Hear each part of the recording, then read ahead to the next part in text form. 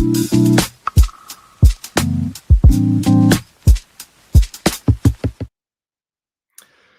evening, folks. Welcome back to Celtic Fans TV as full-time reaction to Red Star Belgrade 1, Celtic 1 over in Serbia.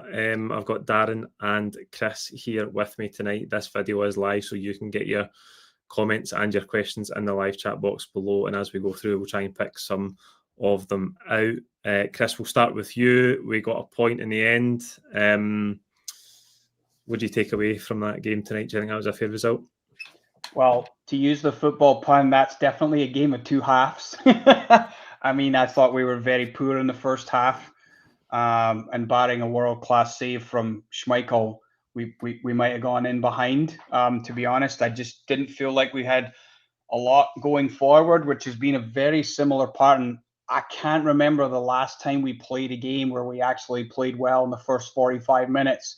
And it seems to take the halftime talk and maybe some adjustments, or in this case, a key substitution to bring Kelechi on for Maeda, which I know we'll talk about, both his and Hatate's seeming lack of attitude and just potentially being a little bit checked out. But overall, very happy to take a point from the first game in a very, very hostile environment, a very difficult place to go.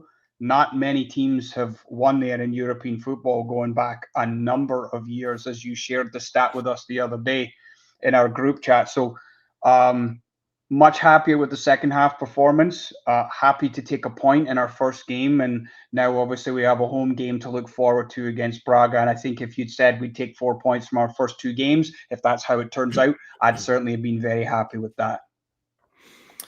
Aye, Dan, a bit of a strange first half, I thought, looking at the team coming into the game. I think I was one out with the team that I thought would start. Yang played instead of Forrest on the right-hand side.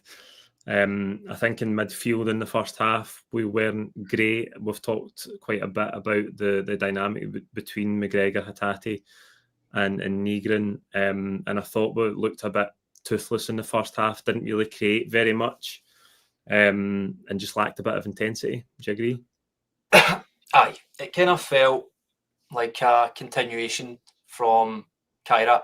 Like, it just felt as if that was just straight away, next day, as if we just came straight off from Kazakhstan. It was just the exact same tempo, and kind of got that feeling that even with Dyson up front, we just couldn't pick him out. And I would sort of say that a lot of it did stem from the midfield.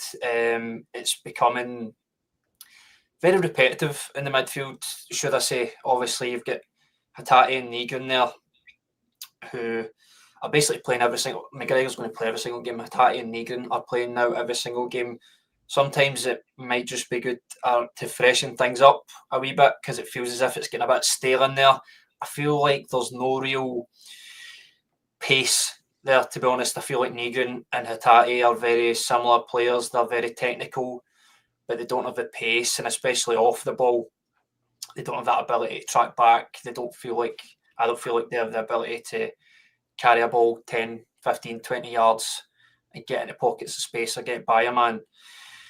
So the first half was really poor, to be honest. And I looked at halftime stats, and I seen we had two shots, one on target. The one on target was an Nygren long-range free kick, and I think he was actually trying to put it in the box.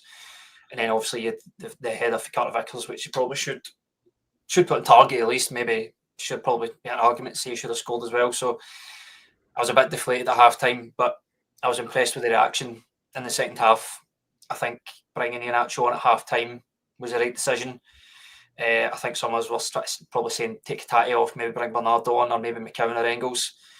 But to take Maeda off, because, you know, the phrase "a man down" gets used a lot, kind of, like, not literally, just like, but literally was a man down because he spent half the time offside. To be honest, and I'm not a body language expert, but you could take a look at Maeda there and just say he was not up for tonight whatsoever. And then, Iheanacho, just having our in and out striker there. Great run by Nygren for the first time. He takes on a couple of players, runs with the ball forward. Great pass, Iheanacho. Good finish, 1-0 up. probably one eye on trying to salvage a 1-0 win, sort of take a step back, try. Of course, we had chances at 1-0. Iheanacho had another chance where he was through. I think it was a bit too close to the keeper. Tried to chip him, he saved it with his face. I think he kind of was lying on the floor as if he just get sparked out by a ball that was leveled at him. But we had chances to win the game. But as Chris says, we didn't lose the game, so you kind of got to take negatives with the positives. It's not the worst result in the world. I think it was two mediocre teams, not good teams, not bad teams, kind of having spells in the game. Draw's probably a fair result. Yeah, I think that's probably a fair reflection. I don't think tonight, from a Celtic point of view, was terrible. I don't think it was brilliant. Chris, I think Red Star did have the best chances in the first half. Kasper Schmeichel makes that great save. I think it's from Duarte onto the crossbar. Duarte had another one at the back post as well. Deep cross to the back post that he put wide. Arnautovic had that one that he absolutely smashed past the post from a really good area inside the sort of 18-yard box, almost inside the 6-yard box, that he'd probably want to do better with. I think the takeaways, both of you have touched on it already, what were the performances of Dyson and Hatate in the first half. I thought Hatate was loose with the ball. I think he gave it away at least maybe 5 or 6 times, whether it was not to a Celtic player or out of the pitch. He just looked a bit kind of lackadaisical in his passing. I think he strikes me as a player who's going through the motions. Again, is that maybe natural at this point in his cycle at Celtic, where he probably thinks that he should have moved on by now?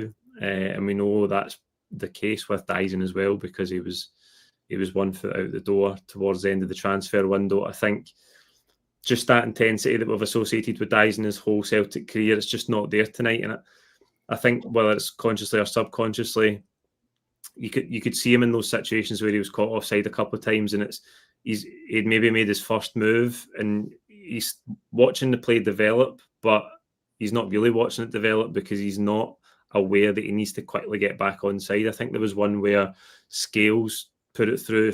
Scales went into a 50-50 and the ball was coming straight back through the pitch towards Dyson, and he just wasn't alive to how that play was going to unfold. It was clear that Scales was going to go in 50-50, and if he won it, it was just getting pinged back up the pitch, but he was just slow to react, and I think he was caught offside 3 or 4 times in the first half. So that's concerning how we manage that, how the manager sort of deals with that, because they have been 2 huge players for Celtic over the last few years, but it's definitely a situation he's got to manage going forward between now and at least January, isn't it? 100%, Paul. Like there's no doubt that midfield 3, and McGregor's not above criticism either. I didn't think Callum was terrible tonight by any stretch of the imagination, but I just don't think that combination is working for a variety of reasons. Number one, neither Nygren or Hatate are the type of player that can get beyond the other midfield and be that burst of speed that Darren was referring to in the opening segment. We just don't have that. It's that kind of engine to get from almost box to box or even from midfield onwards. Like we're really lacking that in our starting 11 rotation right now.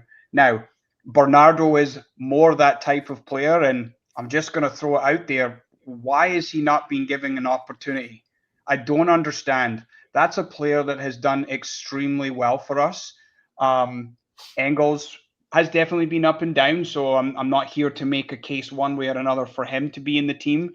McCowan is a bit more of that player in terms of having an engine and being willing to get into that final third. Barring Nygren's assist tonight, and he probably should have buried the chance he had right before we did score, I didn't think he was that impressive tonight. So that midfield 3 is causing a lot of problems. And I know that Tanecki didn't have his best game tonight, but if you watch the game back, look at where he's being asked to pick the ball up. He's so deep because we're going side to side and it's so slow that there isn't the opportunity for him to really put his foot down and use his bag of tricks. Like he very much reminds me of Jota, the way that he plays. He is constantly looking to attack their fullback. But when you're picking the ball so deep, you're not going to consistently be able to make something happen out of nothing in that position. And that is a fundamental flaw in how we are playing right now.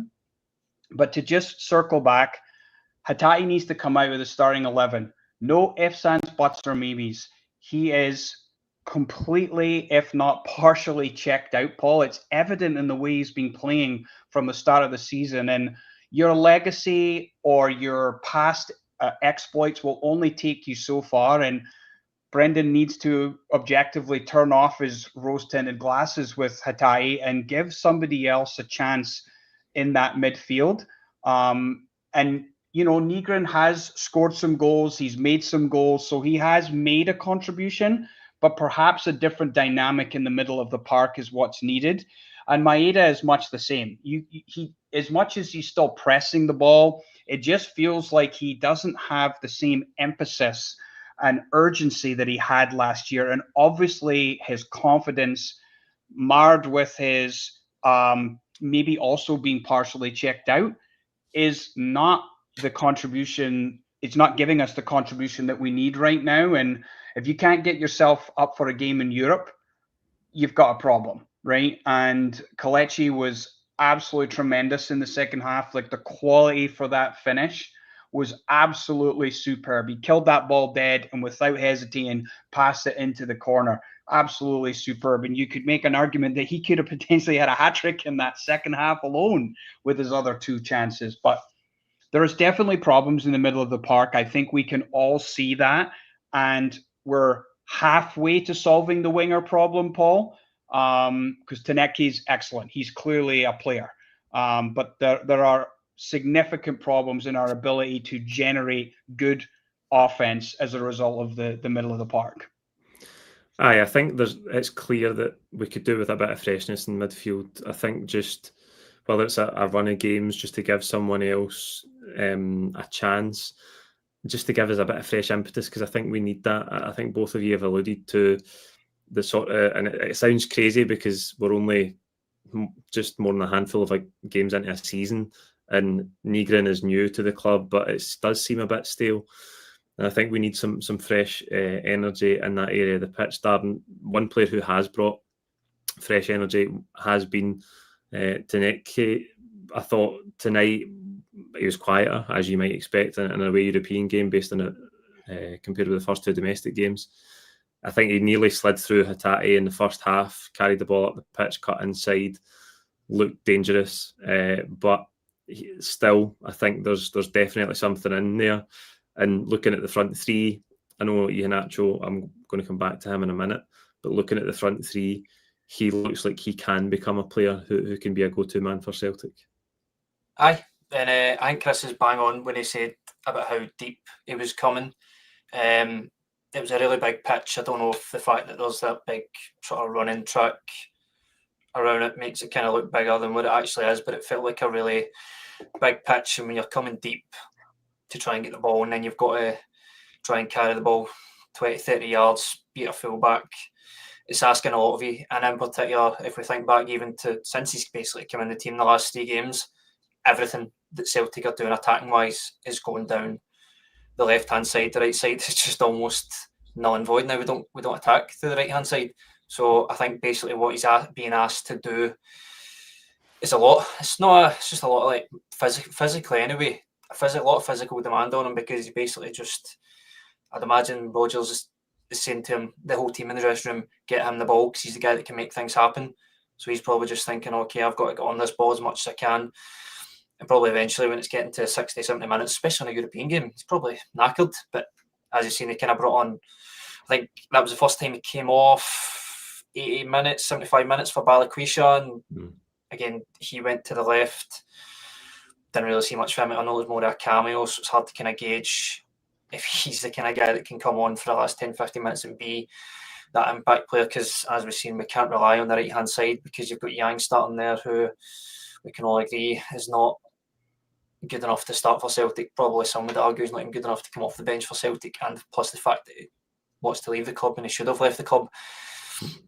So I think, especially more at home, when it will be us pressing more in Europe, we'll see a lot more of Taneki taking on his man, getting fans at their seats, because I think tonight he was quiet, but that's not really his fault. I think that's just the way the game was, that it was hard for him to actually get involved in the game too much. And just on that, having him starting all the last 3 games there, if Brendan would have had this team picked before the weekend, and if he's starting the midfield 3, the same midfield 3 that starts tonight, why is he starting them against Partick at the weekend as well? It doesn't really make sense. If you're expecting those midfield 3 to be playing in Europe on a Wednesday, why are they all 3 of them starting on a Sunday in a cup game against a championship team? Doesn't really make sense to me. No, I agree, and I think, as I say, I expected changes to be made to the midfield at the weekend, and I was really surprised that there wasn't any. Chris, you mentioned it already, but I think the difference with Iheanacho on the pitch was incredible. Really, I'm a big advocate of the saying that you're only as good as your centre forward. Said it numerous times through the years on this channel, but I think that's such a prime example of it. You get a striker who, number one, is a natural striker, but comes on with a good bit of energy, a point to prove, and I think the finish was really, really good. You said already he could have had a hat-trick, and he did have other chances in the game. I think the one where it's cut back from Nygren has just had the big chance where he himself probably should have scored. There's a lot of bodies in front of him, but it's straight at the keeper. A lovely cut back from Tierney, by the way, where he could have smashed it across the face of goals. He had the presence of mind to cut it back for Nygren, should have scored. Then Nygren cut one back just minutes later for Iheanacho, and I thought it was just marginally behind him. And it made it a wee bit more difficult for Iheanacho than it might otherwise have been. The keeper makes a brilliant save, though, to be fair to him, and he had to make 2 or 3 good saves at the start of that second half, the Red Star Belgrade goalkeeper. But I just thought the presence of a real striker there does give the team a different dynamic. Now, I've already said that it was hardly vintage Celtic tonight, really, at any point. We did have that good spell, that good burst at the start of the second half. But just the difference from being toothless in the first half to having a proper striker there, it's incredible. Yeah, well, no other changes were made at halftime other than that, right? I mean, we continued to foray down the left-hand side. Interestingly enough, the goal did come from Nygren picking up the ball out on the right. And actually, to Darren's credit, he made a drive and run and made a really good pass, strong pass. But that touch is absolutely sublime. And the ability to finish like that so quickly, having missed a really good, I don't want to say missed, because I do agree. I think the one previously from Nygren was a bit behind him. He did still get it on target. Goalie is maybe in the right place at the right time and makes a really good save. But just Iheanacho's willingness to come, link up play, and actually allow us to be more fluid in that final third. We definitely performed far better in the second half than we did in the first. But you can see, to your point, Paul, he is a real focal point, right? He's a proper striker in that respect, right? Willing to come a little deep, can hold the ball up even for. He's not a big, huge, tall striker, but his technique is absolutely superb. And under pressure, took a great penalty against Kilmarnock, and then scores tonight in our first European game of the season at a time where we had come out of the first half not really playing very well, and gave us a platform to go on and potentially win the game. Now, I know we didn't, but like, we were ahead, and we had the opportunity to see out the game. So it is absolutely tremendous. He's showing very positive signs, and I think as his fitness improves, Paul, I think his goal output's only going to get better. Yeah, I thought the goal was brilliant. I mean, that shows you the instinct. That's a proper striker's instinct, because he just takes the touch out his feet. He knows exactly where the goal is. Brilliant finish. Another positive tonight, Darren, I thought, was Colby Donovan. John Clements is saying big plaudits. We had a couple of comments about Donovan, who again has impressed in those first 2 games that he's played in, but it's another step up from tonight, away from home in Europe, 19 years of age, just really finding your feet as a Celtic player. I thought again he was very good. I think he did well defensively when he had to, up against wide players and getting tackles in. I think he got forward at times as well. He can carry the ball. This is kind of innocuous in the game, but when we had that spell of pressure, I think just after the goal, we broke out from a Belgrade attack, and we tried to work it down the right-hand side, and it didn't make it, but it came back to Donovan, and he just hit a ball down the channel because Iheanacho was sort of one-on-one, if you like, with the centre-half down the channel, and it forced the centre-half just to head the ball into touch, but it let us get up the pitch, and we're so used to Celtic building out patiently. But I just thought that was a good decision. He might have well made that decision because he thought, do you know what, I'm going to be under pressure here, I'm just going to chip it up the line. But I think it was a good decision, and I think tonight again, he comes out looking good. Aye, and I feel like he's a mature head on young shoulders. I feel like it doesn't look out of place in that team. Obviously, great to see, by the way, an academy player sort of not nail his place in the first team, because I know he's only playing through injuries to other player, but to see an academy player finally not look out of place in the first team is really good to see. If my memory serves, the last one is probably slotting at the first team was Ralston, and it's kind of ironic that he's the one that's probably outperforming Ralston just now. And it might seem harsh on Ralston, but obviously he had that few games where Alistair Johnston got injured first. He played a few games. To me, I would definitely be playing Kobe Donovan over Anthony Ralston. You look at the wages, Kobe Donovan 18, 19, 20 or something. 19. And you've got Ralston there, I think he's 26, 27, so he's not a young guy anymore. Where Ralston, he's kind of in that same sort of bracket as Stephen Welsh, where he comes up through the academy and you start thinking, is he not good enough for the first team? As much as you desperately want him to be, because he's grew up supporting the team and he's came up through the ranks, there comes a point where you say, okay, he's at that age now where we can't really develop him any further. He's either good enough or he's not. So with now Donovan making his presence known in the first team and not looking out of place, you sort of think, well, if Alistair Johnston's not going to play, this is your backup. It doesn't make sense to have three right backs at a team. So I think until Alistair Johnston is back, Kobe Donovan is definitely getting a nod for me. Seems confident. Obviously, can be a lot of pressure for a young kid coming into the first team, especially in defence. But I feel like defence is kind of our strong area this season. Obviously, I know we're not scoring as much as we should because lack of strikers, etc., which we spoke about a lot.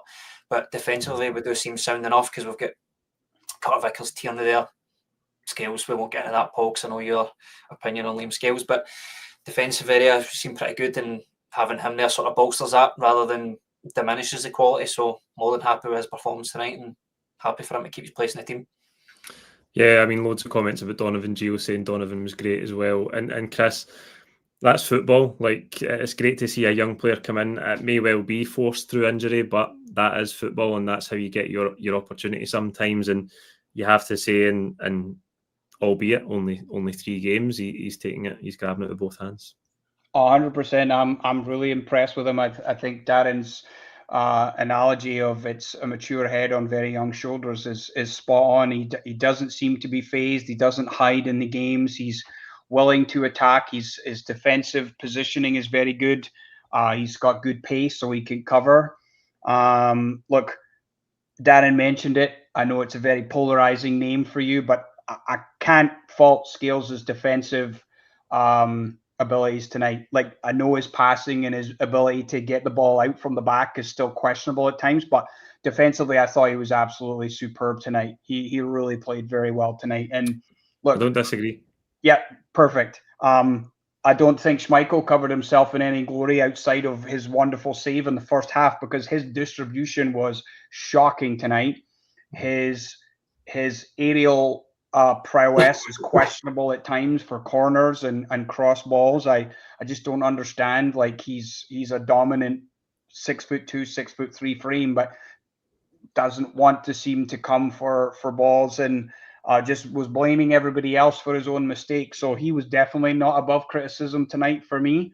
I thought the back four overall was excellent. Carter Vickers made some very timely interceptions. Him and Scales marshaled the back really well. The corner obviously is not a great way to lose a goal. I wasn't extremely happy about that particular sequence, but overall, we really weren't threatened that much in the second half. Yes, Red Star did have some chances in the first half that you alluded to, Paul, but I thought defensively we played extremely well tonight. I think our issues are more prominent in the middle and the front of our current starting 11, and that's, to me, there's nothing we can do about it. Now, we understand the situation the board has put us in. we're doing our part. We're backing the team. But I do think it's on Brendan to shuffle a few players. He's got to find it in himself to swallow that his pride a little bit and make some changes. But yeah, great signs with Colby Donovan. Really great to see another player of really what does appear to be good quality coming through the academy. Yeah, absolutely, I agree. On the defence, you expect when you're away from home in Europe, and we did have it for just a minute after the goal, where you think we're going to be rattled here away in a difficult atmosphere. You lose a goal, and how often have you watched Celtic over the years lose consecutive goals in the space of 5 minutes away from home in Europe so often? They did have a really good chance just after the equaliser from Arnautovic. I can't remember who it was went through. It might have been Iheanacho, but it was a good save from Schmeichel straight at him, but he saved it with his feet. Aside from that, we didn't really have too much late in the game. There was a wee flurry of corners, I think, around 85 minutes. Then there was a couple of strange decisions for the referee. What about that shot they had for distance, and it deflected off Sarachi? Clearest deflection in the world. They gave a goal kick. And then there was a foul in the middle of the pitch where the Belgrade midfielder went to do an overhead kick, nearly took Callum McGregor's head off, and he gave a foul against Callum McGregor, who didn't even touch the Belgrade midfielder. I don't know what the referee was seeing towards the end of the game, but just a point on the...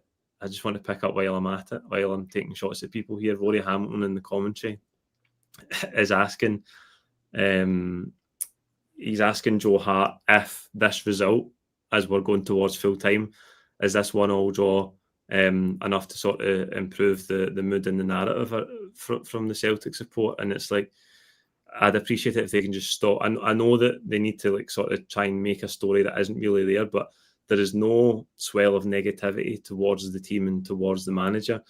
The pressure on the Celtic board is not going to go away with a point or a win against Red Star Belgrade in the Europa League. It's so far past that, but they keep talking about it as if one result on the football pitch is going to make the actual issues that the fans are upset about disappear. So I just need to pick up on that, because it seems like nobody you listen to on the real TV, if you like, is interested in it. Darren, in the context of the campaign, it's a good point, I suppose. Depends what happens in the rest of the games, but I think it's back-to-back home games now. Is it Braga next before Sturm Graz? Aye, 5:45 kick-off. Had a look this afternoon. Still thousands upon thousands of seats available, and they're charging £45 for a ticket. So do not expect a full house. Do not expect a great atmosphere. The only thing that we should hopefully expect is a good performance. I think, kind of like you said, is it enough to shift the narrative? Absolutely not. And I think you asked that question to Joe Hart, who expertly avoided the question. I think he just wanted to make sure he wasn't uninvited for the next Legends game by being truthful, to be honest. To be fair, I think he did all right. There's a couple of times tonight where there was questions around that, and he kind of sat on the fence, but he certainly didn't go down the Rory Hamilton route. In the bigger picture tonight, there's nothing. Don't want to be positive or negative about it. It does nothing. It's a draw at the end of the day. It's not the end of the world. It's not the best result we're going to get. So realistically, it's just got to be about looking forward now. I don't know much about how Braga are having their season in Portugal. I don't know what form they're in. I don't know if they're even a good team or what players they have. I'll need to kind of look that up before.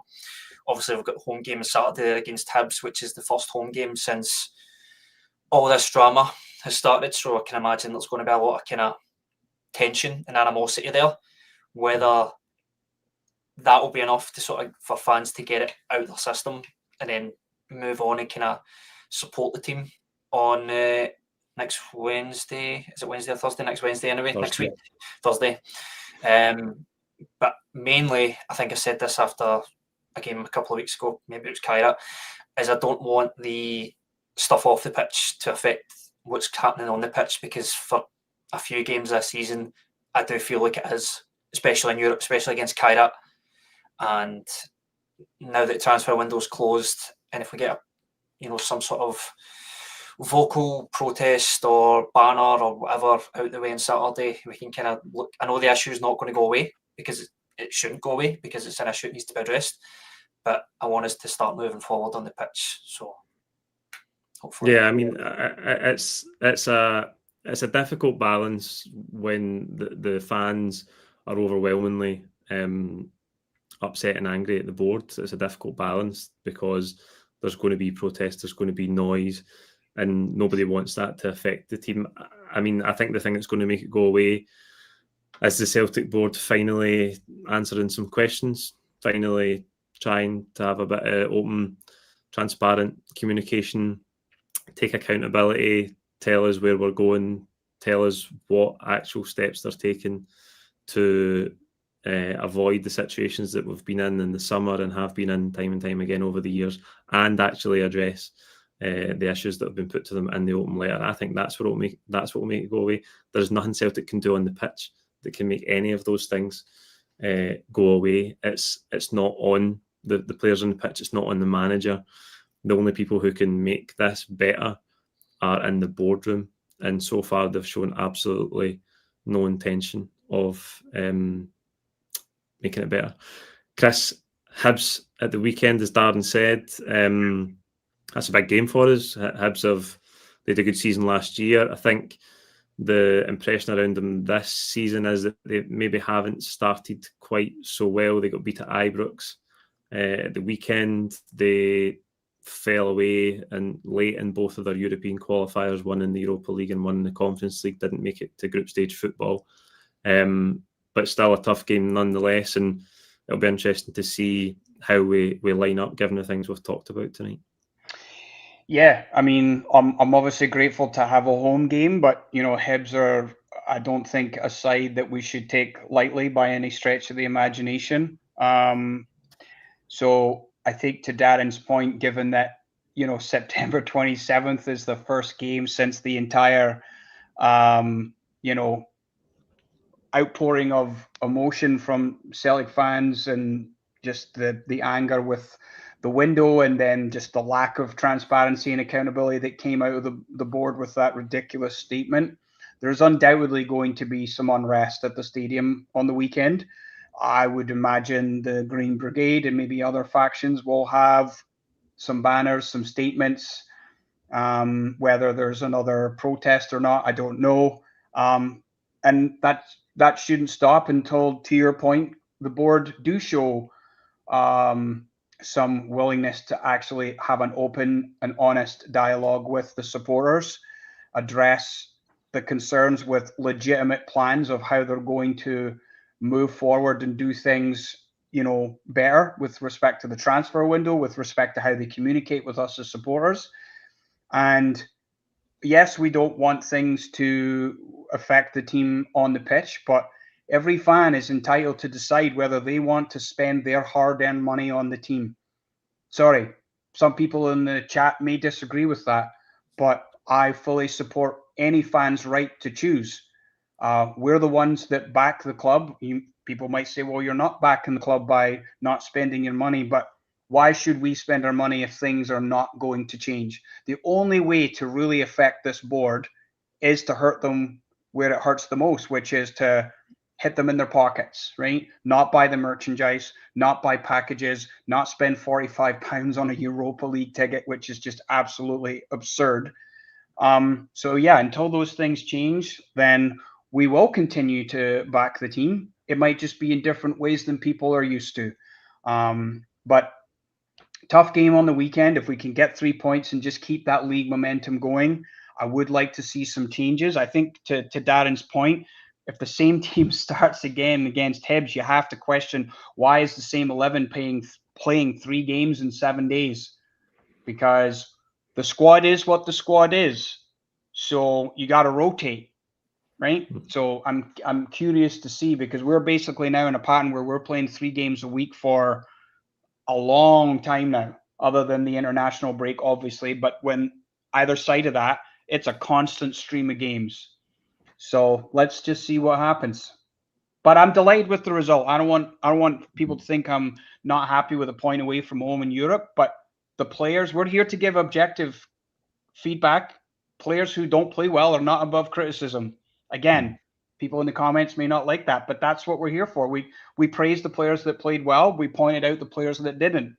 And if anyone wants to come on here and say that Hatate and Maeda played well, then they're smoking something, because they didn't. I think that's a good point. Chris. We'll end on that. Thank you for watching tonight. I'm going to go and let the guys get to bed. We'll let Darren get to bed and maybe let Chris eat his dinner. That's it for tonight. I'll see you on Friday for the build-up to that game against Hibs. Thank you.